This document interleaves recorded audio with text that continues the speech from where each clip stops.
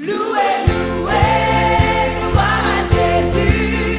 Péché, moi effacé. Oh, louez, louez, gloire à Jésus. Tout le monde veut louer. Péché, moi effacé. Bonjour et bienvenue à la 6e leçon de notre étude ensemble, Explorons la parole de Dieu. Vous y êtes, vous avez déjà fait nous sommes à la moitié aujourd'hui, donc vous avez tenu jusqu'ici. Merci d'être patient, de prendre le temps d'étudier la parole de Dieu. Ça en vaut la peine. Je vous encourage. Le Seigneur est en train de faire des choses merveilleuses dans votre vie alors que vous découvrez la parole de Dieu. Donc, nous avons vu dans la 5e leçon, nous avons terminé, nous avons fait vraiment un survol très très rapide de l'Ancien Testament pour arriver au Nouveau Testament. Regardons vraiment, avant de rentrer dans le contenu du Nouveau Testament, regardons, comme on l'a fait avec l'Ancien Testament, un petit peu la structure de cette deuxième partie de la Bible. Quelle est la structure?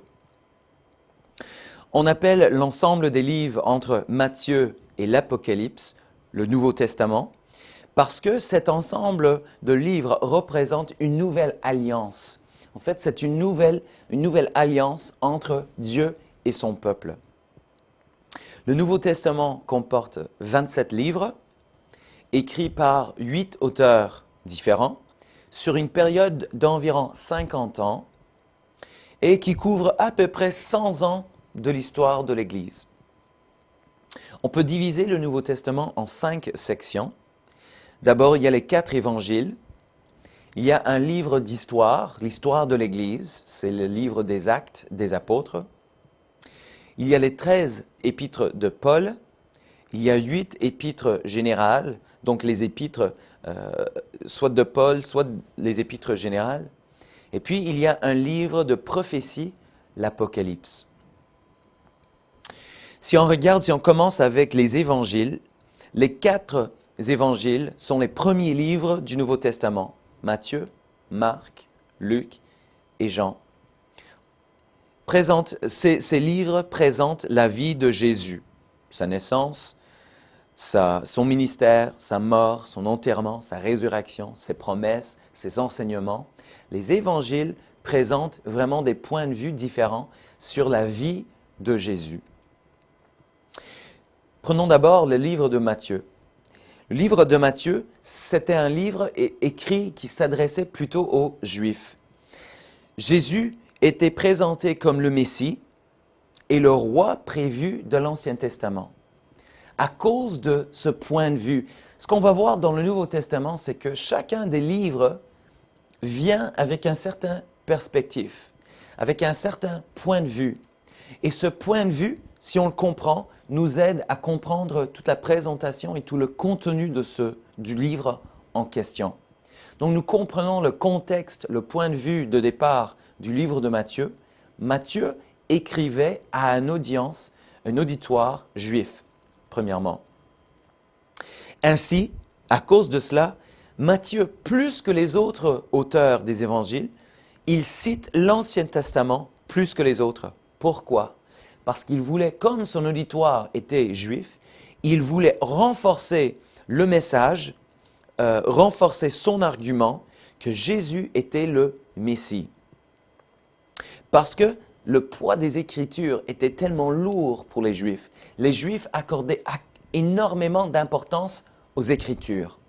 Alors Matthieu s'en est servi pour justifier sa déclaration que Jésus était le Messie. Le deuxième évangile, c'est l'évangile de Marc. Lui, il écrivait surtout avec une audience romaine en vue. À cause de cela, Jésus-Christ est présenté comme un serviteur qui pourvoit aux besoins du peuple. La mémoire ou la conscience romaine s'axait sur l'autorité et la puissance. C'était des valeurs très importantes aux Romains. Donc, Marc, quand il écrivait à propos de Jésus, il insiste sur les miracles de Jésus.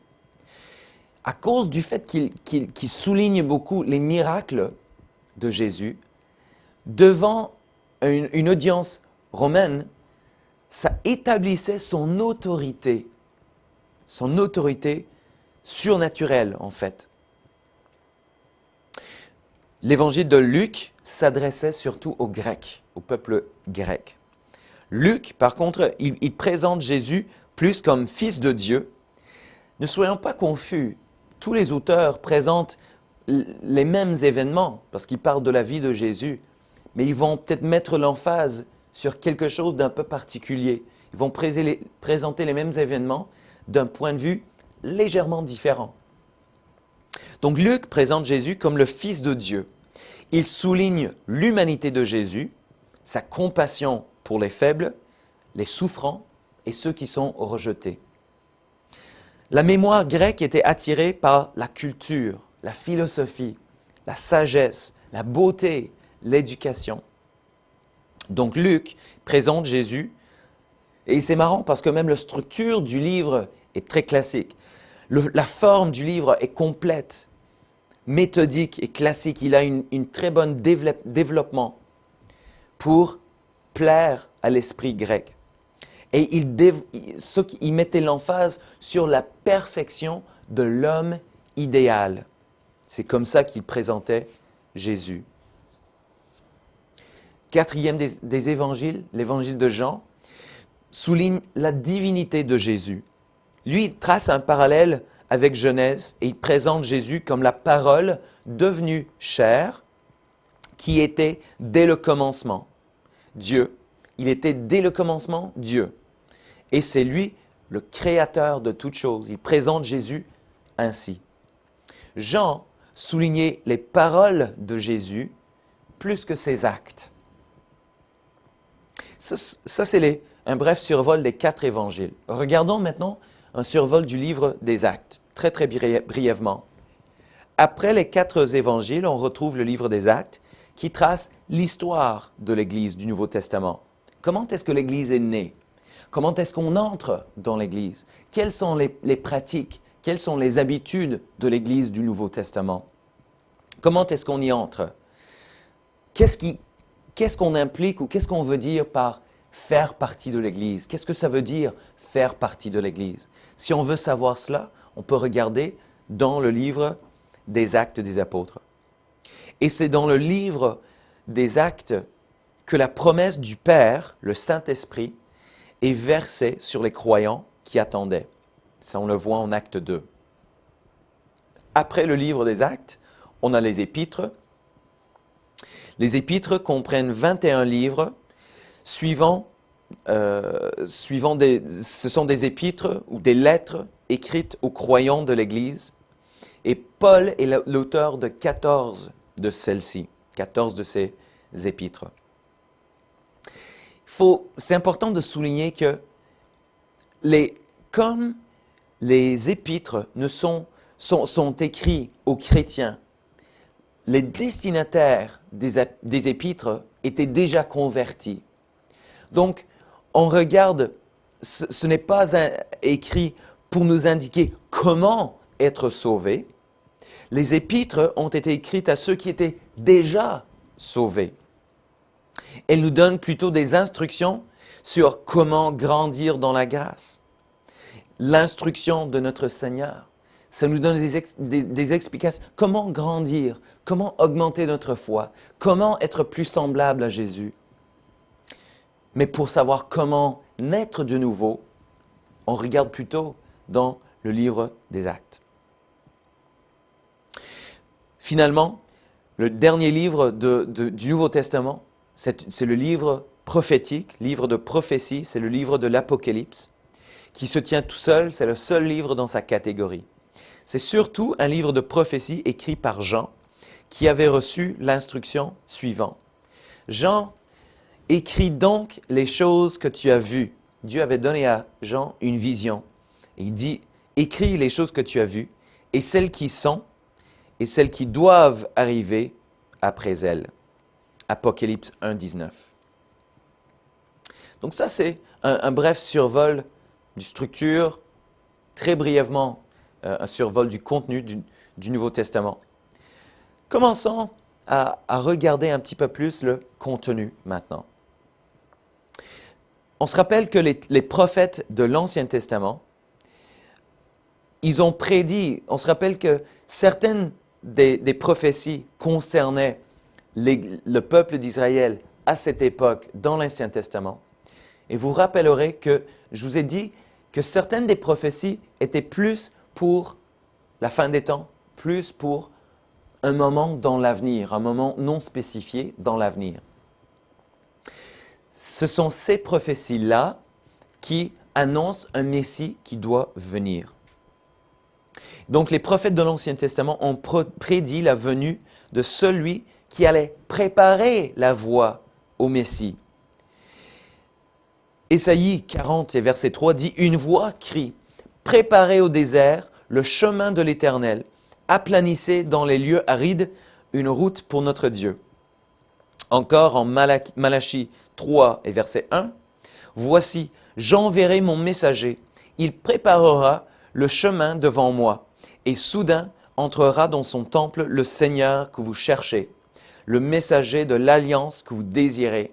Voici, il vient, dit l'Éternel des armées. » Ces deux prophéties ont été accomplies, réalisées dans la personne et le ministère de Jean-Baptiste. Luc 3 nous dit « La parole de Dieu fut adressée à Jean, fils de Zacharie, dans le désert. Et il alla dans tout le pays et les environs du Jourdain, prêchant le baptême de repentance pour la rémission des péchés selon ce qui est écrit dans le livre des paroles d'Ésaïe, le prophète. » Quel était le message de Jean? Quel était le message de Jean? Matthieu 3, 2 dit que Jean-Baptiste a prêché la repentance et le baptême d'eau pour la rémission des péchés. C'est le même message qu'on a vu à maintes reprises dans l'Ancien Testament. Il y avait besoin de se repentir, il y avait besoin d'être lavé par le baptême. Beaucoup sont venus pour entendre Jean et pour être baptisés par lui. Donc ça, c'est le message de Jean. Mais quel était son rôle aussi? Lui, il était le précurseur de Jésus. En Matthieu 3, 11, et encore une fois, nous voyons un récit parallèle en Marc 1, les versets 7 à 8, Jean dit, « Moi, je vous baptise d'eau pour vous amener à la repentance. Mais celui qui vient après moi est plus puissant que moi, et je ne suis pas digne de porter ses souliers.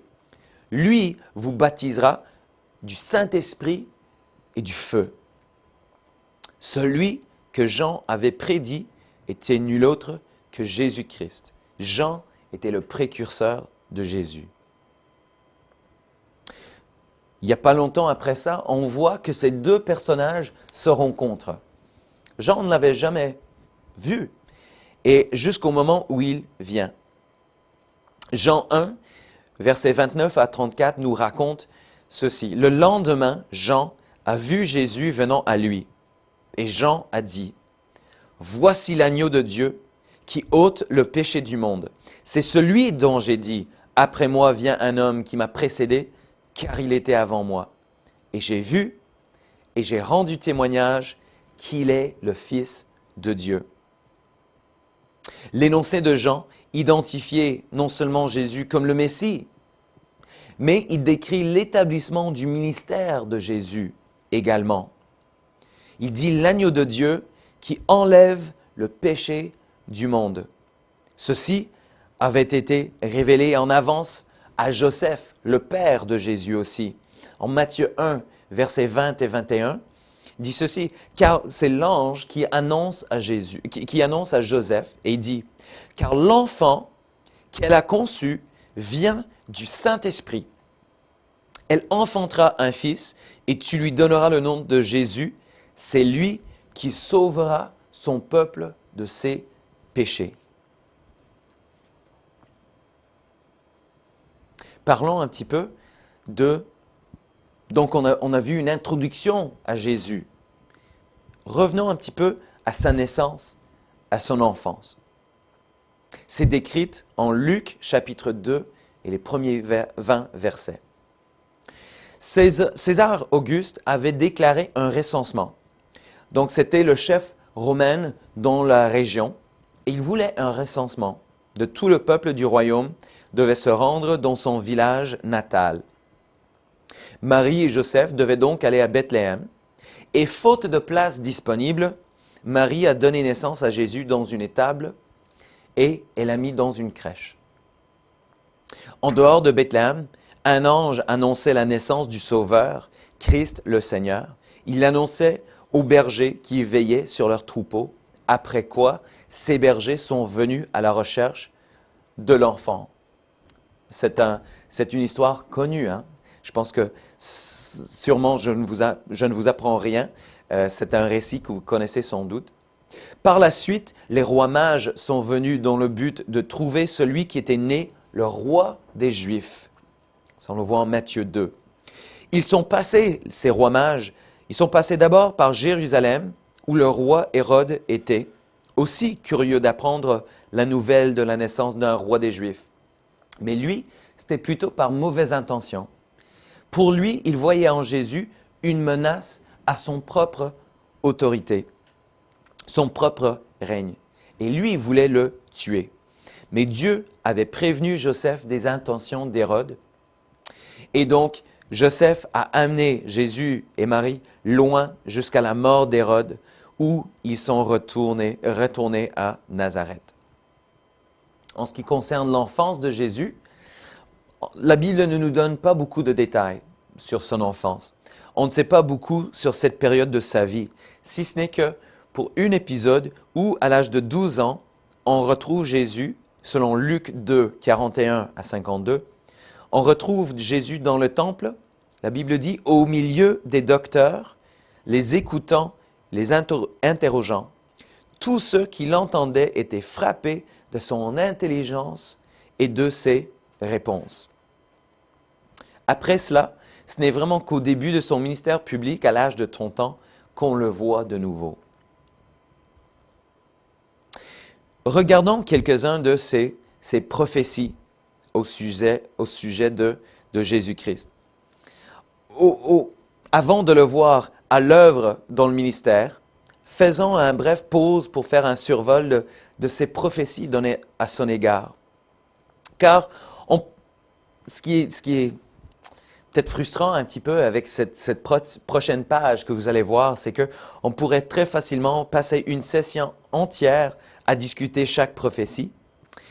Il s'agit dans chaque cas d'une prophétie à propos du Messie donnée dans l'Ancien Testament, associée à un passage du Nouveau Testament où on parle de Jésus dans les mêmes termes. On voit que Jésus est l'accomplissement d'une prophétie donnée à l'origine dans l'Ancien Testament. On va laisser cette page sur l'écran pendant quelques instants. Je vous recommande de prendre le temps de lire chaque passage. Éventuellement, je sais que c'est beaucoup, mais afin de voir pour vous-même. Ceci dit, avant de le faire, demandez à Dieu de vous éclaircir l'esprit. Parce qu'il y a des choses là-dedans qui peuvent vraiment révolutioniser votre conception de qui est Jésus. Qui est Jésus? Il serait évident pour tout étudiant sincère de la parole de Dieu que l'exactitude de ses prévisions et accomplissements n'est vraiment rien moins que miraculeux. Donc prenons quelques instants. Je vais prendre du temps et on va les lire ensemble. Constatons le niveau de détail avec lequel la parole de Dieu répond à des prophéties pour bien établir que Jésus était vraiment le Messie, l'envoyé de Dieu. On parle de Genèse 3,15 prévoit le Messie sera né d'une femme. On voit la réponse en Matthieu 1,20. Né d'une vierge, Ésaïe 7,14 et Matthieu 1,18 à 23. Que le Messie serait né de la tribu de Juda, Genèse 49,10 et Luc 2, 23 à 33. Qu'il sera né dans le village de Bethléem, Michée 5, 2 et Matthieu 2, 1.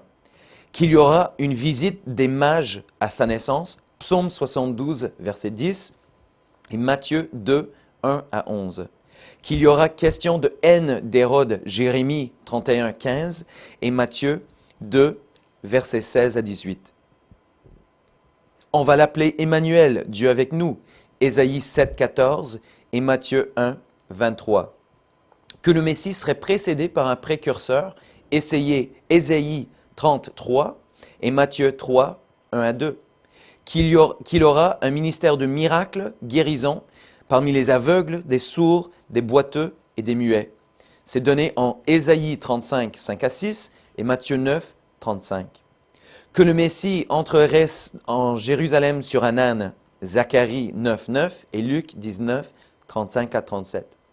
David avait prédit la résurrection du Christ, Psaume 16, 10 et Acte 2, 31. Il y aura l'ascension du Christ, du Messie, Psaume 68, 18 et Acte 1, 9. Il y aura la trahison du Messie par un ami, Psaume 41, 9, Matthieu 26, 50 et Jean 13, 21. La Bible prédit même le montant d'argent de la trahison en Zacharie 11, 12 et Matthieu 26, 15. Que l'argent même serait lancé dans le temple à Jérusalem, Zacharie 11, 13 et Matthieu 27, 5. Il y aura l'abandon de Jésus par ses disciples, Zacharie 13, 7 et Marc 14, 50. Que le Messie sera accusé par de faux témoins, Psaume 35, 11 et Matthieu 26, 59 à 60. Qu'il serait muet ou silencieux devant ses accusateurs, Ésaïe 53 et Matthieu 27, 12. On parle des blessures et les meurtrissures du Messie en Ésaïe 53, 5 et Matthieu 27, 26. Qu'on allait frapper le Messie, lui arracher la barbe et ses joues et cracher dans son visage, Ésaïe 56 et Luc 22, 63. On parle de la moquerie du Messie, Psaume 22, 7 à 8 et Matthieu 27, 31. Que les mains et les pieds seraient percés, Psaume 22, 17 et Zacharie 12, 10. Et dans le Nouveau Testament, Jean 20, 25. Que le Messie serait mis au nombre des malfaiteurs et qu'il serait crucifié avec 2 brigands, Ésaïe 53, 12 et Matthieu 27, 38. Qu'on allait partager ses vêtements et tirer au sort pour sa tunique, Psaume 22 et Jean 19, 23, 24. On prédit même le cri du Messie, Psaume 22, Matthieu 27, 46. On prédit que ses jambes ne seraient pas brisées, en Psaume 34, 21 et Jean 19, 31 à 36. Que le Messie serait percé, Zacharie 12, 10 et Jean 19, 34. On parle des ténèbres inhabituelles sur la terre lors de sa crucifixion, sa mort, Amos 8, 9 dans l'Ancien Testament, Matthieu 27, 45 dans le Nouveau. Que le Messie serait enseveli dans le sépulcre d'un homme riche, Ésaïe 53, 9 et Matthieu 27, 57 à 60. On voit que le ministère de Jésus a répondu tellement spécifiquement aux prédictions, aux prophéties, aux paroles, encore eux-mêmes très spécifiques de l'Ancien Testament. Ce n'est rien moins que miraculeux. On ne peut pas parler de coïncidence avec tous ces critères-là. Merci Seigneur, sa parole est puissante et détaillée. Regardons d'un peu plus près maintenant le ministère de Jésus. On va voir quelques-uns des miracles et des événements de son ministère. D'abord, il y a son baptême, on a déjà touché un mot là-dessus. C'était le premier événement qu'on voit dans la vie adulte de Jésus. C'était son baptême par Jean-Baptiste. On le voit en Matthieu 3, 13 à 17. On voit que Jean était réticent à baptiser Jésus, mais il s'y est soumis et lui a confirmé que Jésus était le Messie. Ça, on le voit en Jean 1, 32 à 34. Tout de suite après son baptême, on voit qu'il est amené dans une période de tentation. Vous allez voir que très souvent dans la vie d'un chrétien, surtout d'un nouveau chrétien, dès que vous vivez une certaine victoire, il va y avoir une tentative de découragement, soit de l'ennemi, soit à l'intérieur, soit des doutes qui vont venir, soit de quelqu'un qui va dire quelque chose pour vous faire douter. Mais il va très souvent venir de l'opposition très vite après un moment de victoire. Sachez que vous êtes en bonne compagnie parce qu'avec Jésus, c'était la même chose. Très, très vite après son baptême, on voit qu'il est entré dans une période de tentation. L'Esprit de Dieu a emmené Jésus dans le désert pour être tenté par le diable. Quand Jésus était dans le désert pour être tenté, l'Esprit était quand même avec lui. Ça va être la même chose avec vous, mon ami. Quand le découragement viendra, sachez que l'Esprit sera avec vous et vous n'avez rien à craindre si vous faites confiance au Seigneur. Matthieu 4, 1 à 11 nous raconte l'histoire de sa tentation.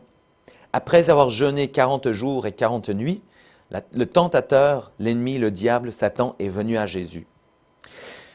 Premièrement, il y a eu 3 tentations. Premièrement, Satan lui a dit de transformer les pierres en pain.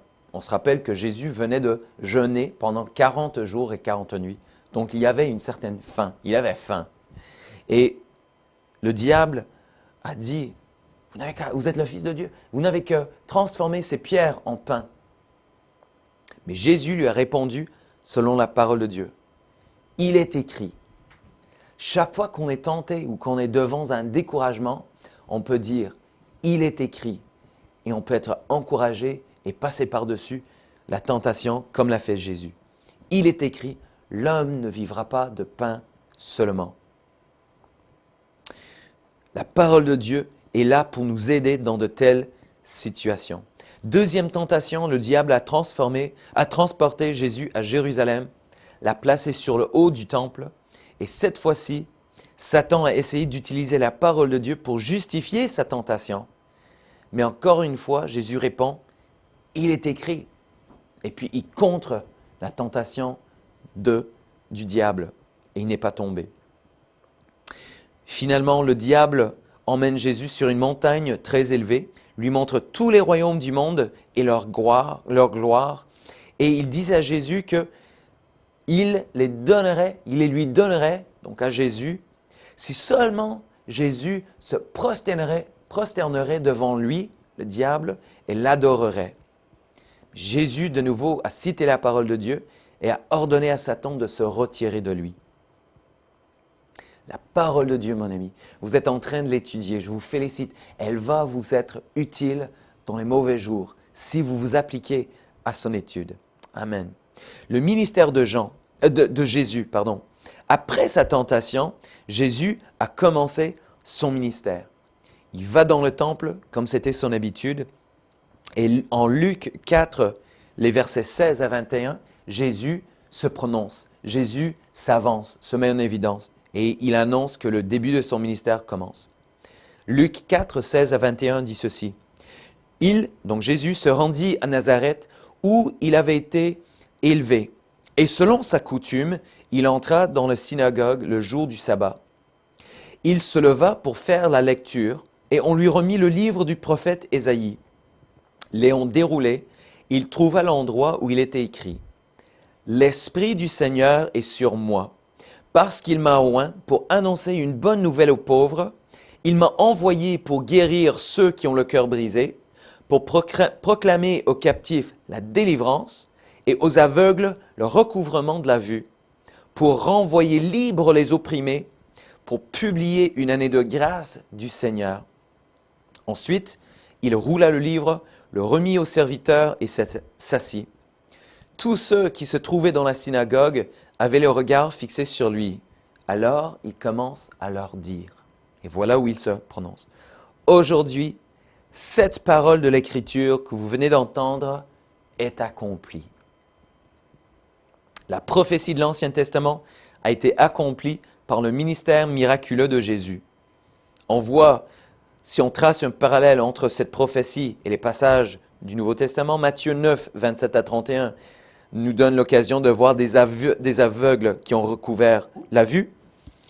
Il y a les morts qui ressuscitent, Jean 11, 41 à 44. Les lépreux sont purifiés, Matthieu 8, 2 à 4. Les boiteux marchaient, Jean 5, 1 à 9. Les sourds entendaient et les muets parlaient, en Marc 7, 35 à 37. Pendant ce temps, on se rappelle de Jean-Baptiste.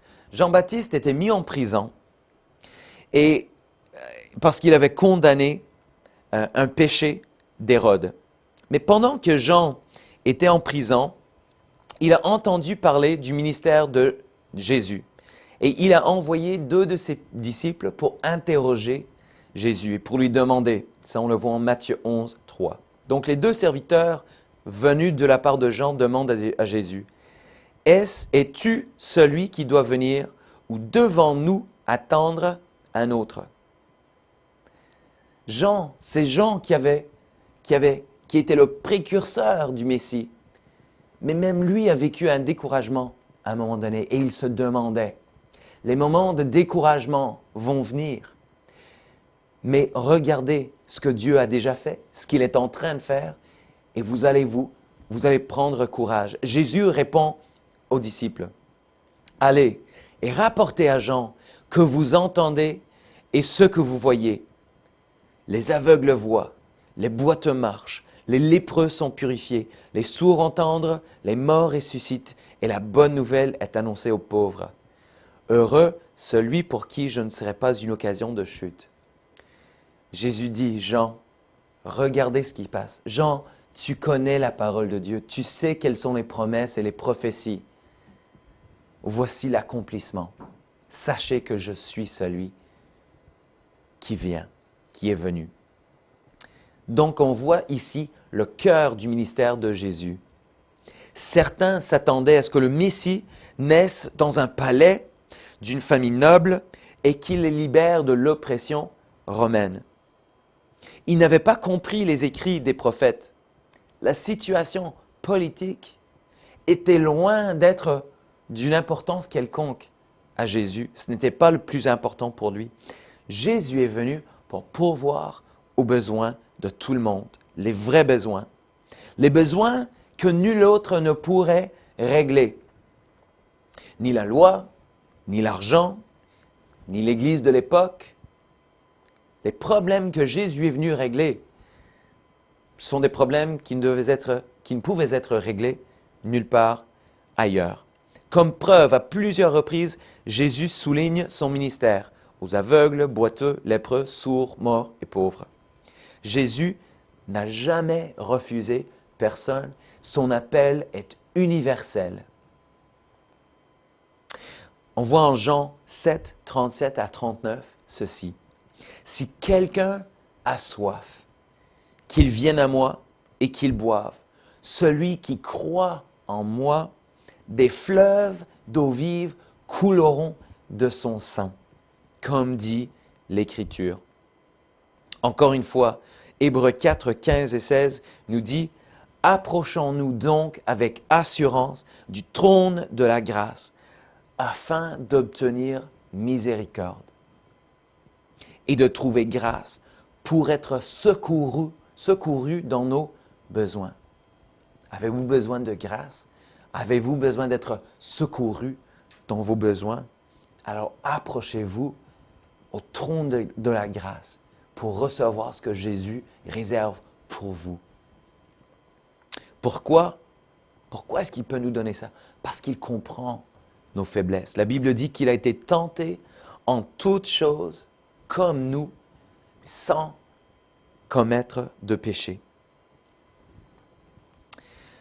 Voilà, ça c'est un bref survol. Ça se termine ainsi notre 6e leçon de notre étude explorant la parole de Dieu.